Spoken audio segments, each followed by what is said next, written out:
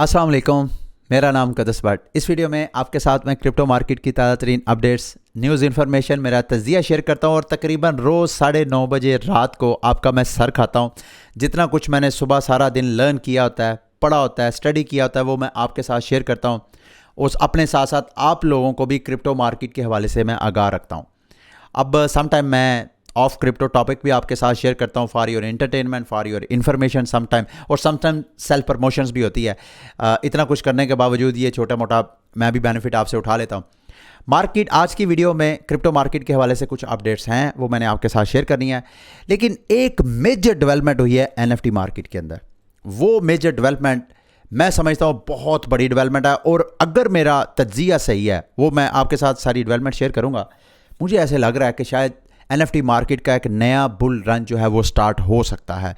उस डेवलपमेंट के बाद आम जो रिटेलर है, मेरे जैसा बंदा जो blue chip NFT collection buy नहीं कर सकता, like bored ape, yacht club, Azuki, इस तरह के जो बड़े बड़े एक्सपेंसिव NFT हैं, वो नहीं खरीद सकता था। आज की डेवलपमेंट के बाद वो खरीद सकता है। वो कैसे, ये सारा डिटेल टॉपिक इंशाल्लाह इस वीडियो के लास्ट में जाकर डिस्कस करेंगे। सबसे पहले आते हैं मार्केट की तरफ। जेनेट येलन जो अमेरिकी ट्रेजरी की सेक्रेटरी हैं, अगेन उन्होंने धमकी दिया दोबारा। ये मुझे आज भी याद है, 1.5-2 साल पहले भी मैंने रिपोर्ट किया था। उस वक्त भी इन्होंने कहा था कि अमेरिका जो है वो विद इन 1 और 2 मंथ जो है वो बैंकरप्ट हो जाएगा। और अभी फिर सिचुएशन वहीं पे है। प्रेशर डाल रहे हैं लेजिस्लेटर्स के ऊपर कि भाई ये जो आपकी डेट लिमिट है, या तो उसको इंक्रीज़ करो या बिल्कुल ख़त्म करो। अगर आप ऐसे नहीं करोगे तो हमारे पास जो कर्ज़े वापस करने के लिए पैसे नहीं होंगे।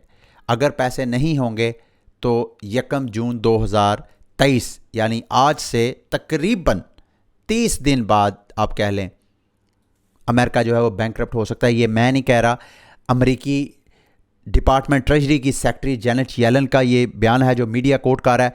मैं इसका इम्पैक्ट देख रहा था BTC के ऊपर। BTC की प्राइस फ़िलहाल तो ये एक ख़ास टाइट रेंज में ये आपको ट्रेड होती हुई नज़र आ रही है, और 28,600-700 की प्राइस के ऊपर ट्रेड हो रही है। अगर ये ट्रेंड इसी तरह रहा, नहीं, मैं इस वजह से आपके साथ ये शेयर करना चाह रहा हूँ क्योंकि मैं समझ रहा था कि इस न्यूज़ के बाद जो अमेरिकी इन्वेस्टर्स हैं, जो अमेरिकी शहरी हैं, वो अपने पैसे को बचाने के लिए क्या करते हैं, सेव हेवन की तरफ जाते हैं। तो मैं ये एक्सपेक्ट कर रहा था कि इस जेनेट येलन की इस मीडिया रिपोर्ट्स के बाद BTC की प्राइस, इथेरियम की प्राइस और क्रिप्टो मार्केट की प्राइस और गोल्ड की प्राइस पंप करनी चाहिए थी और डॉलर की प्राइस डंप करनी चाहिए थी। लेकिन इससे बिल्कुल उल्टा हो रहा है। फ़िलहाल BTC की प्राइस भी आपको प्रेशर में नज़र आ रही है, और ये जो ख़ास रेंज है, एन मुमकिन है BTC की प्राइस जो है वो नीचे का डिप ले, क्योंकि कल FOMC की मीटिंग होनी है, उसमें इंटरेस्ट रेट अमेरिका बढ़ा सकता है। उसी के इंटरेस्ट रेट की वजह से अब डॉलर की प्राइस भी पिछले 3-4 दिन से मुसलसल जो है वो पंप कर रही है। तो उस वजह से शायद मैं शायद का वर्ड यूज़ कर रहा हूँ, BTC और इथेरियम की प्राइस मज़ीद डिप ले। इथेरियम की प्राइस तो मोस्ट लाइकली 1670-75 की प्राइस तक जा सकती है, इन केस के अगर दोबारा बेरिश मोमेंटम बनता है तो FOMC की मीटिंग के बाद। अगर ये वाला होल्ड रहता है, इथेरियम की प्राइस यहाँ से पुल बैक हो जाती है, इसको टच करके रीटेस्ट करके प्राइस ऊपर चले जाती है तो ठीक। अदरवाइज इथेरियम की प्राइस मज़ीद नीचे जा सकती है, जो कि 1500 फिर 1000, ये वो नेक्स्ट उसकी सपोर्ट्स हैं जिनको रीटेस्ट कर सकती है। इसी तरह BTC की प्राइस मेरी नज़र में ये जो FOMC की मीटिंग की वजह से अगर कोई सेल प्रेशर आता है तो BTC की प्राइस दोबारा 25,270, 25,300 की प्राइस तक दोबारा डंप हो सकती है। ठीक है, ये थी प्राइसेस के हवाले से सारी। हाँ, इथेरियम के हवाले से एक और अपडेट, जिस वजह से मैं कह रहा हूँ कि मोस्ट लाइकली इथेरियम की प्राइस जो है वो 1670 से 1680 की प्राइस तक जा सकती है। वो मेरा एनालिसिस इस चार्ट की बेस पे है। ये ग्लास नोट ने नोट किया कि इस वक्त इथेरियम का एक्सचेंजेस में बैलेंस जो है उसके नेट फ्लो में इजाफा हुआ है। ये लास्ट ईयर नवंबर में भी आप ये देख रहे हैं, ये नवंबर के महीने में इस तरह हुआ था। तो क्या हुआ था, इथेरियम की प्राइस डंप की थी। अगर आप मुझे थोड़ा टाइम दें तो ये वीकली चार्ट है, और वीकली चार्ट में यहाँ सितंबर, अक्टूबर और नवंबर, ये देखें नवंबर के महीने में भी इनफ्लो बढ़ा था तो प्राइस यहाँ से डंप की थी। तो इस चार्ट की बुनियाद पे मुझे ऐसे लग रहा है कि शायद इथेरियम की प्राइस इस प्राइस को टच करे। ये मुमकिन है रीटेस्ट करके ऊपर ना जाए, दोबारा रिकवरी ना करे, मज़ीद नीचे ब्रेक डाउन हो जाए। ऐसा हुआ तो प्राइस जो है वो नीचे जा सकती है। अब आते हैं मार्केट की अगली अपडेट्स की तरफ। आर्थर हैस ने दोबारा जो अमेरिकी बैंकिंग सारा सिस्टम है उसके ऊपर तनकीद की है। उसने कहा जी अमेरिकी इंतज़ामिया ऐसे लग रहा है कि जो top 8 too big to fall banks जिसको बोलते हैं, इन शॉर्ट जिसको TBTF बैंक्स, अमेरिका के 8 बड़े बैंक जिनको बोलते हैं टू बिग टू फॉल, मतलब ये इतने बड़े हैं कि इसको कोई बंदा भी गिराना नहीं चाहेगा। अगर वो गिरने लगेगा तो उसको कोई ना कोई बेल आउट कर देगा उन बैंक्स को। ऐसा आर्थर हैस की ओपिनियन के मुताबिक कि अमेरिका शायद नेशनलाइज कर रहा है, क्योंकि ये जितने बैंक जो है फेल हो रहे हैं इनको अमेरिकी इंतज़ामिया जो है वो बेल आउट कर रही है। तो इस क्राइसिस में अगेन जो कल वाला एनालिसिस था आर्थर हैस का वही है कि BTC की प्राइस जो है लॉन्ग टर्म में वो पम्प करेगी। एक और मैंने अपडेट आपको बतानी है, ये जो टू बिग टू फॉल वाली ऑप्शन है ना, इसका मतलब ऐसी फर्म, कंपनी, एंटिटी जब वो फेल होती है तो वो सिर्फ खुद फेल नहीं होती बल्कि उसके साथ और साथ जुड़ी सारी चीज़ें जो गिरने का खर्चा होता है, तो उस ख़ास एंटिटी को आप टू बिग टू फॉल बोलते हैं। बिल्कुल ऐसे ही है। फर्स्ट सेंचुरी बैंक के फॉल की वजह से स्वीडन का एक लार्जेस्ट पेंशन फंड है जिसने अमेरिका के 3 बड़े बैंकों में, सिर्फ 3 बैंकों में उसने इन्वेस्टमेंट की और तीनों ही बैंकरप्ट हो गए। First Century Bank, Silicon Valley और सिग्नेचर बैंक, ये तीनों बैंक जो है बैंकरप्ट हो गए। और यहीं पे इस स्वीडन, यानी मैं आपको टू बिग टू फॉल इसी वजह से कह रहा हूँ कि जब वो खुद क्रैश होते हैं तो साथ साथ वो दूसरी इकोनॉमी को भी ले डूबते हैं। ठीक है, तो इस वजह से गवर्नमेंट जो है वो बेल आउट करती हैं। अच्छा जी, कोइनबेस के अगेंस्ट जैसे हमारे यहाँ इदारे जो हैं जब किसी के ख़िलाफ़ हों तो फिर मुख्तलिफ हीलो बहानों से जो है वो मुकदमात और पता नहीं कहाँ कहाँ तंग करने की कोशिश करते हैं। अब कोइनबेस के ख़िलाफ़ चूँकि ऐसे लग रहा है अमेरिकी इंतज़ामिया ने फ़ैसला कर लिया कि इसको शट डाउन करना है, तो अब मुख्तलिफ हीलो बहानों से उसको तंग करने की कोशिश की जा रही है। अभी अगेंस्ट जो है class action law suit Coinbase के ख़िलाफ़ किया गया जी। ये KYC के दौरान जो बायोमेट्रिक के अंगूठे के निशान वगैरह लेते हैं, उस हवाले से हमारी जो प्राइवेसी है उसके बारे में इतने ज़्यादा ट्रांसपेरेंट नहीं है। इसको बुनियाद बना के क्लास एक्शन लॉ सूट उस कानूनी कार्रवाई को बोलते हैं जिसमें एक से ज़्यादा अफराद जो हैं जो एक ही तरह के अफेक्टेड होते हैं, जिनको एक ही तरह का डैमेज होता है, वो मिल के लीगल केस करते हैं। तो ये केस हुआ है। बहरहाल कोइनबेस के हवाले से ही आज की मेजर अपडेट ये है कि कोइनबेस भी अब future trading, perpetual future trading जो है वो ऑफ़र करवा रहा था। इससे पहले आपके इल्म में होगा FTX था। FTX चूँकि अमेरिका में नहीं था, ऑफशोर था, तो वो FTX जो है वो चाइनीज़ जितनी एक्सचेंजेस हैं जैसे OKX है, जैसे बाइनांस है, इनको FTX कम्पीट कर रहा था। अभी कोइनबेस की एंट्री है परपेचुअल के ऊपर। अब ये कोइनबेस इन बड़े जो चाइनीज़ एक्सचेंजेस हैं इनका जो ट्रेडिंग वॉल्यूम है ये कैप्चर करेगा। मोर देन तकरीबन 75% जो क्रिप्टो में ट्रेडिंग होती है ज़्यादातर वो परपेचुअल फ्यूचर ट्रेडिंग होती है। तो ये बहुत ह्यूज मार्केट है। इसके इस वक्त डोमिनेट प्लेयर वो बाइनांस है। अगर कोइनबेस भी आ जाता है और ये अभी ऑफशोर कर रहा है, मेरा ख्याल है बरमुदा के रेगुलेटरी वहाँ से ये लेके लाइसेंस, तो सिर्फ बिटकॉइन और इथीरियम के ऊपर फ़िलहाल ये परपेचुअल ट्रेडिंग ऑफ़र करवाएंगे। मैक्सिमम मेरा ख्याल है 5% लेवरेज ऑफ़र करवाएंगे। बाइनांस और दीगर जो चाइनीज़ एक्सचेंज है वहाँ पे तो आपको शायद 100 टाइम भी लेवरेज जो है वो मिल जाता है। लेकिन ये इन अदर वर्ड्स मैं कहना ये चाह रहा हूँ कि इन सेंट्रलाइज एक्सचेंजेस के प्लेटफॉर्म की वजह से, इनके कंपटीशन की वजह से अल्टीमेटली जो बेनिफिशियल होगा वो आम रिटेलर ही होगा। अब मार्केट पेपे कॉइन की कल जनाब प्राइस जब मैं वीडियो बना रहा था तो यहाँ से पंप कर रही थी, अब वहाँ से डंपिंग इसकी स्टार्ट है।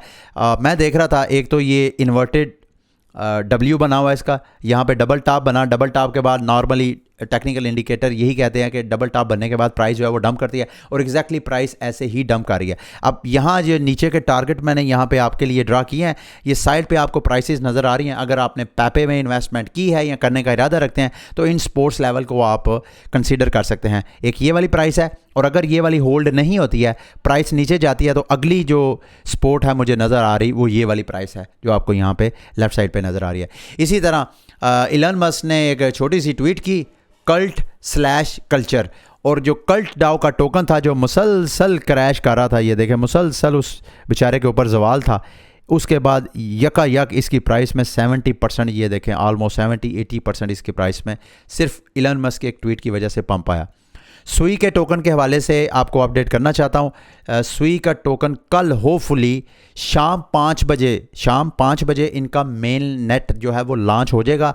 अभी जो आपको कॉइन मार्केट कैप पे इसके टोकन की प्राइस नज़र आ रही है, ये सुई जो ब्लॉकचेन है उसके अपने मेन नेट का टोकन नहीं है, ये IOU है। ये जो मार्केट्स आपको ट्रेडिंग के लिए टोकन करवा रहे हैं ये सुई का टोकन नहीं है, बल्कि ये IOU है। IOU का मतलब ये है कि IOU मतलब मैं आपको फॉर एग्ज़ाम्पल आपसे $1,00,000 लेके तो मैं आपको एक पर्ची में नोट बना के दे दूं कि भाई ये, या स्टाम्प पेपर पे मैं लिख के दे दूं कि भाई मैंने आपसे, ये हमारे स्टाम्प पेपर जो हैं ये IOU ही होते हैं, ये IOU की मिसाल होते हैं। अब आते हैं आज की सबसे बड़ी मेजर न्यूज़ जिसका मैंने आपको स्टार्ट में इंट्रो दे दिया था। ब्लर ने कल मैंने आपको अपडेट दी थी कि उनका जो वो लिस्टिंग का पॉइंट है वो डाउन हो जाएगा और मोस्ट प्रॉबेबली मार्केट उसके बाद बैरिश होगी, लेकिन आज की डेवलपमेंट ने एकदम सब कुछ टर्न कर दिया, 180 डिग्री का टर्न कर दिया सारी सिचुएशन को। ब्लर ने अपना एक प्लेटफॉर्म लॉन्च किया है NFT बारोइंग लैंडिंग का, जिसको उसने ब्लेंड का नाम दिया है। इंटरेस्टिंग क्या है इसमें, दो इसके नए प्रोटोकॉल जिसको उन्होंने ब्लेंड का नाम दिया, दो इनकी प्रोडक्ट है। एक प्रोडक्ट ये है कि आप बारोइंग लैंडिंग कर सकते हैं। अगर आपके पास NFT है तो आप NFT वहाँ पे कोलैटरल रखें और बदले में आप इथेरियम ले लें। दूसरी इनकी और अगर आपने लैंड करना है तो आपके पास NFT है, आपके पास इथेरियम है तो आप इथेरियम वहाँ पे लैंड आउट करके वहाँ से प्रॉफिट टेकिंग कर सकते हैं।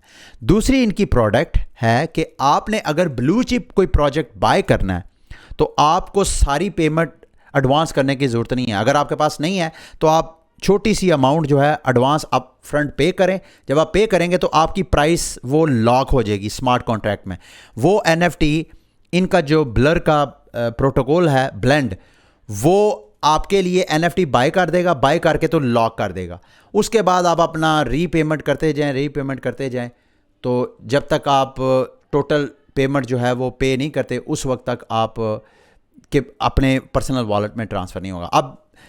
अब इसमें इंटरेस्टिंग क्या है, इसमें इंटरेस्टिंग ये है कि आप फॉर एग्जांपल अभी फ़िलहाल तो इन्होंने ये 3 NFT कलेक्शन ही लिस्टिंग किया है जहाँ पे आप एडवांस पेमेंट करके, छोटी पेमेंट करके आप ले सकते हैं।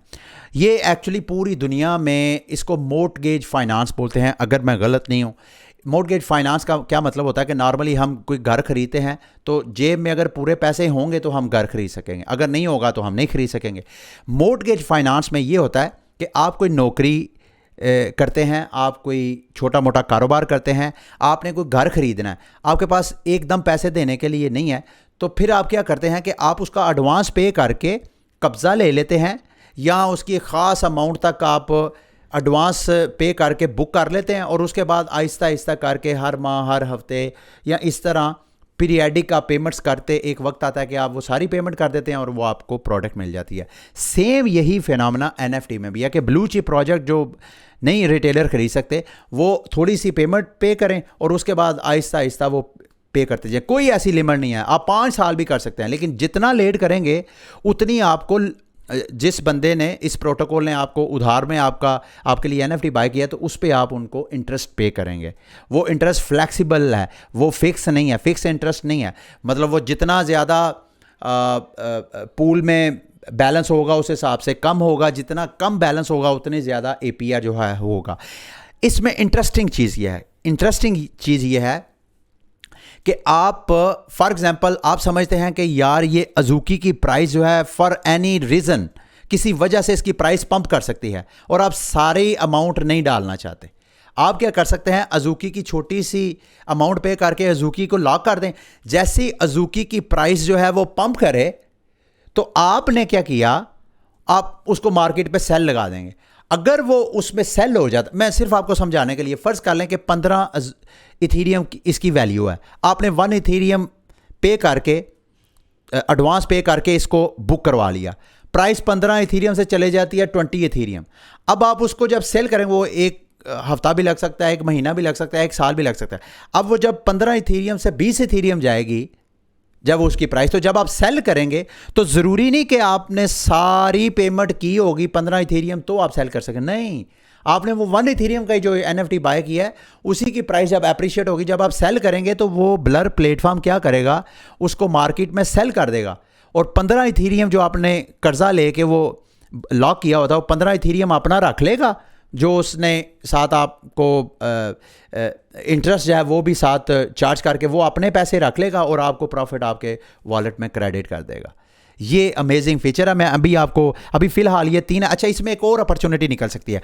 अभी तो चूँकि इन्होंने सिर्फ 3 NFT कलेक्शन की है, जितनी NFT कलेक्शन यहाँ पे करते जाएंगे उतनी ज़्यादा क्या होगी, उनकी फ्लोर प्राइस पंप होगी। तो आपने ब्लर का ये जो ट्विटर अकाउंट है इसको आपने क्लोजली वॉच करना है। जैसे ही ये नोटिफिकेशन ऑन कर दे, जैसे ही ब्लर कोई नई लिस्टिंग करे, फ़ौरन जाके उसका NFT यहाँ से ब्लर में बाय कर लें और बाय करें जैसे ही उसकी प्राइस ऊपर जाए, क्योंकि इसके फ़ौरन बाद लोगों ने धड़ाधड़ जो है वो बाय करना है, क्योंकि ये रिटेल्स में फोमो आएगा कि मैंने भी बाय करना, मैंने भी बाय करना। तो इस अपॉर्चुनिटी से भी आप फ़ायदा उठा सकते हैं।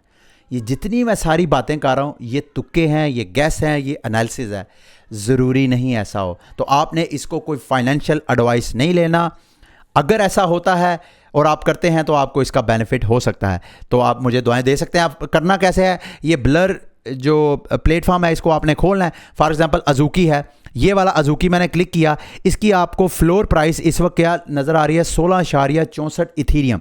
अब यहाँ पे ऑप्शन है कि मैं या तो पूरी पे करके अमाउंट तो मैं अब ये अजूकी बाय कर सकता हूँ NFT, या मैं इसकी ये आपको नज़र आ रहा है 0.084 इथीरियम एडवांस पे करके अगर मैं इसके ऊपर क्लिक करूँ तो ये देखिएगा, ये देखें मैं इसके ऊपर ऐसे क्लिक करूँगा फॉर एग्ज़ाम्पल ये, अब यहाँ पे ऐसे मैं क्लिक करूँगा, यहाँ पे मैं अपनी मर्ज़ी से एडवांस, मैं ज़रूरी नहीं कम पे करूँ, मैं अपनी मर्ज़ी से जितना भी एडवांस पे करना चाहता हूँ इधर मैं पे करूँगा। अच्छा यहाँ पे पहले फर्स्ट टाइम जब आप क्लिक करेंगे तो सारी आपको इन्फॉर्मेशन जो मैं आपके साथ शेयर कर रहा हूँ वहाँ पे आपको करवाएगा, लास्ट में आपको आई एग्री पे क्लिक करवाएगा।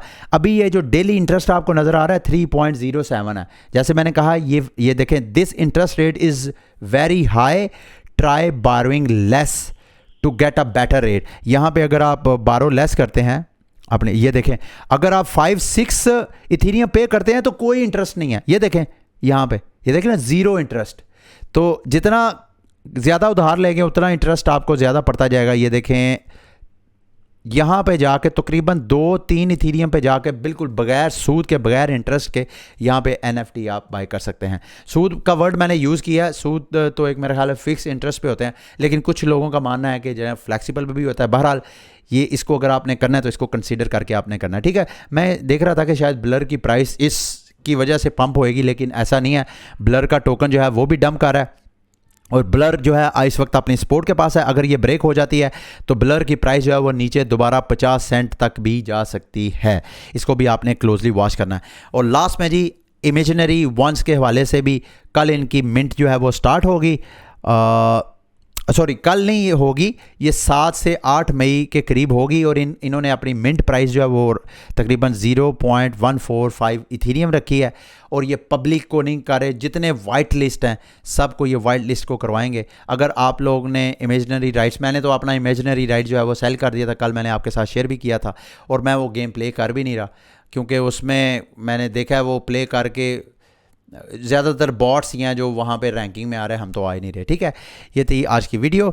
उम्मीद है आज की वीडियो आपके लिए इन्फॉर्मेटिव रही होगी। अगली वीडियो तक के लिए मुझे इजाज़त दें। अल्लाह हाफिज़।